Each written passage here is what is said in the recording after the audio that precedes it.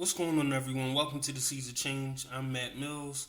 I hope everyone's having a good day when you're hearing this, and this is just a platform for me to share my own journey and my own thoughts, and hopefully it's food for thought for you or it helps you in some way, shape, or form.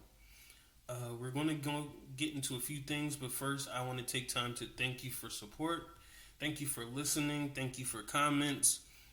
Just thank you for any avenue you do, whether you share it or you just continue to listen. I greatly appreciate it. Don't forget to check out my YouTube or my Instagram. Everything's under Minister Matt Mills, MINMATTMILLS. And there are also some affiliate links through Amazon, which basically you do your normal shopping through the links and they give me a percentage based on what you spend. So you're not spending or donating anything extra. You are simply doing your normal shopping and I just get a percentage of it. Before we go any further, I do hope everyone's having a good week thus far and you did have a good weekend.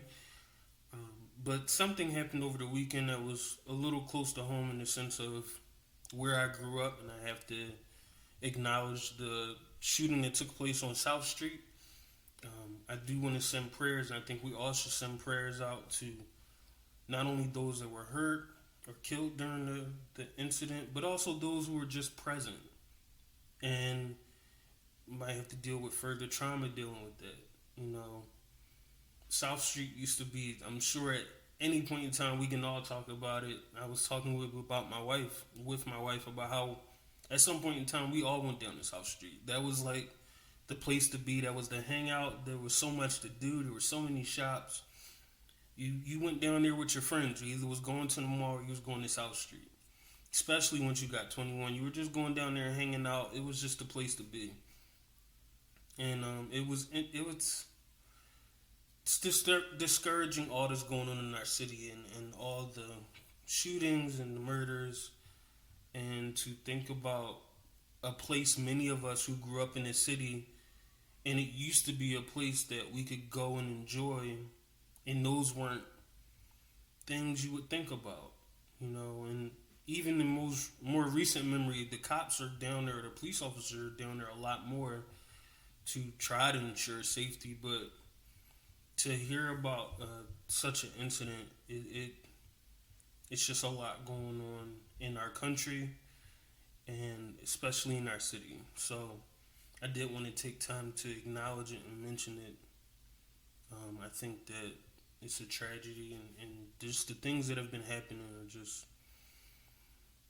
beyond imagination. I know there's been some talks and the mayor looking into ways to kind of address the gun violence and increasing the police budget, and he's also trying to invest money into anti-violence causes outside of law enforcement. We'll see what happens with that. I will say that it is a good move to do both. Sure, maybe I don't know much about the police budget. Maybe the increase will be helpful for more staff, but I do think it's productive to invest that money in other organizations and school programs and social programs that will possibly engage people in their environment and be engaged by people in their environment. Sometimes people are just a little bit more receptive to someone that's in their environment that's not in a uniform. Or sometimes they'll relate better or be more open with a person from their environment that's not in a uniform. So we'll see how far it goes, the legislation goes. Hopefully something comes of it that will help to address what's been going on in our community. And I hope that this is a catalyst that more legislation and more initiatives will develop to just address what's been going on in our country in reference to this issue. So that is something that I think we just have to be conscious of, continue to pray for, and continue to be aware of. I want to do a few shout outs. I want to shout out to a friend of mine, Richard Gorton, who's the principal at Paul Robeson High School. I did see today that he was also getting interviewed by the Washington Post. He's won National Principal of the Year multiple times. And I always appreciate the conversations we have because I always learn something new and it causes me to think at another level when I hear how much he values his role and the standard he is able to create in the atmosphere to help support the children in his school. So I wanted to acknowledge him.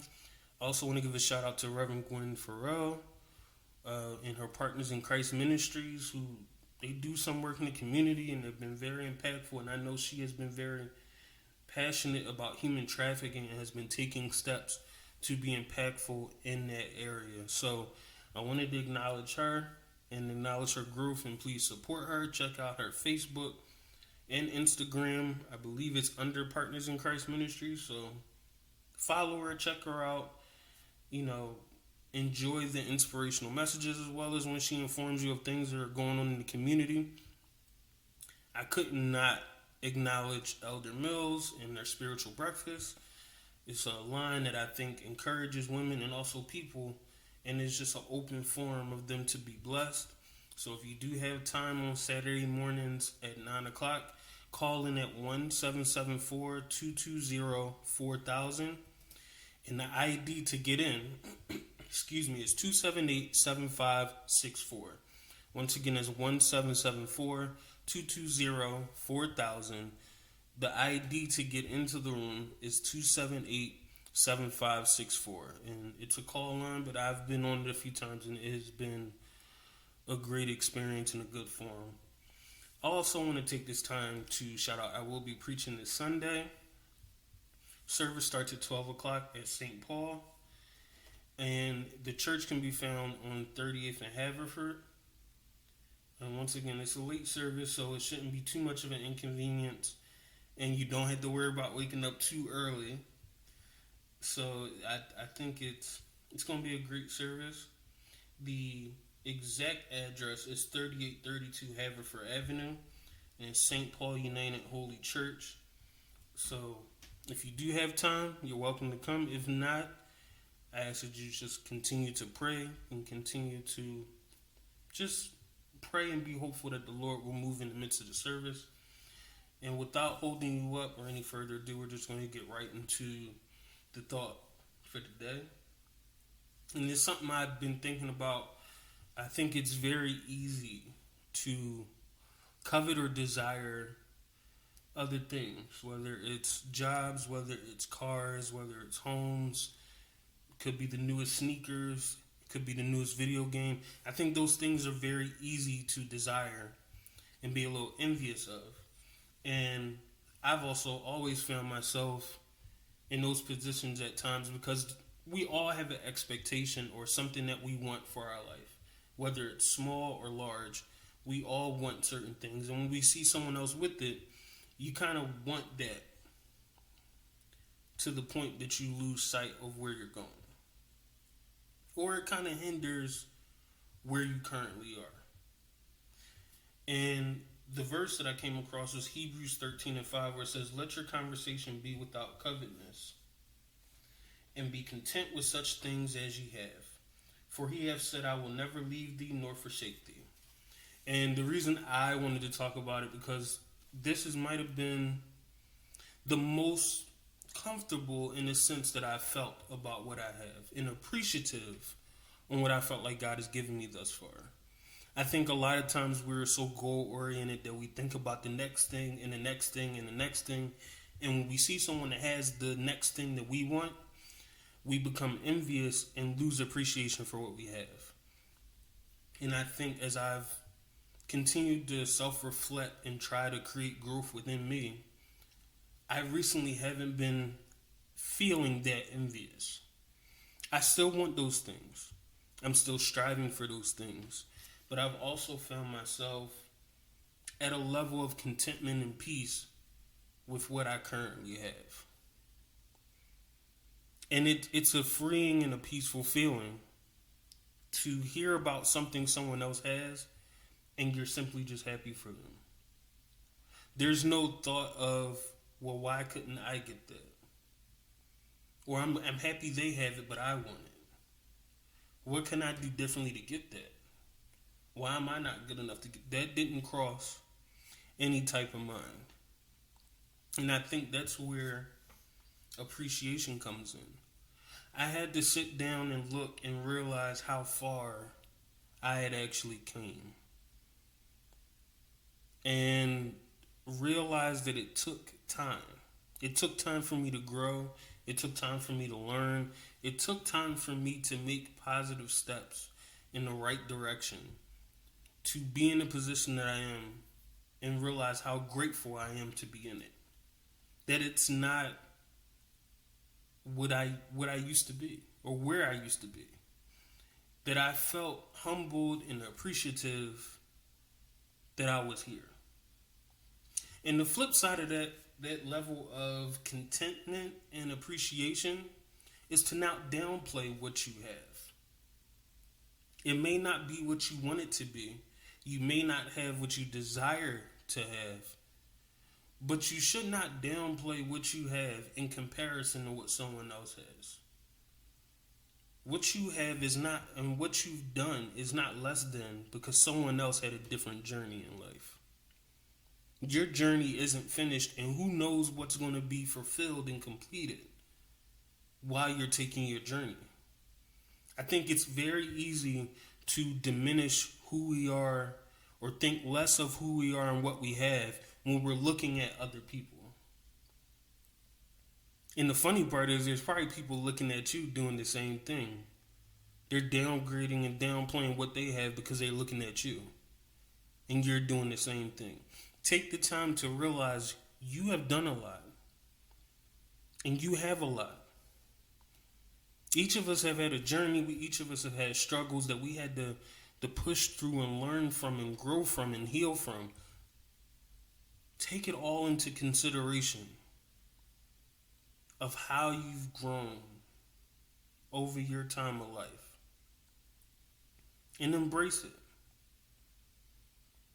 I'm not telling you to be cocky and overconfident. I'm simply saying rest on who God made you to be and what He's created you to be currently. Embrace all that you have currently. Embrace all that you feel like God has brought you through and appreciate it. Not in comparison to what someone does have or doesn't have. Take it as its own isolated incident. Because it was a purposeful incident. It all happened for a reason. Embrace it. Be content and know that God will always have your back. But the more you compare yourself to other people, and the more you always seeking things that other people have or covet those things in a negative way, you're taking away from your own journey because you're losing out on your patience and appreciation for the things that you acquire and you learn as you're going through your own journey. So the reason I wanted to share that is because it's something I struggle with, and how good I felt when I didn't do it, I thought was worthwhile sharing. So my advice to you is to take time on a daily basis or whenever it comes to you to just appreciate the little things or the big things you have. Whether it's the home or a job or loved ones or items, that's fine to enjoy your items. Because I do think God cares about your wants within reason. Embrace those. Look at what you have that you probably didn't have before. And it's not all materialistic things. Think about your level of intelligence, wisdom, the thoughts that you have, the dreams that you might have. Embrace all the things that you have and appreciate those things. And watch and see what God will do. So I challenge you to think in the present and enjoy what you have. Continue to pray for those families that experienced loss and just trauma and from this Saturday incident and all of the mass shootings and crimes and murders that have been going on in our country. Let's just keep that in prayer. I will continue to pray for you and your loved ones, and I pray that you find time for peace for yourself, with your loved ones. Take time and enjoy life. Enjoy the rest of your week and enjoy your weekend. And until next time, God bless you.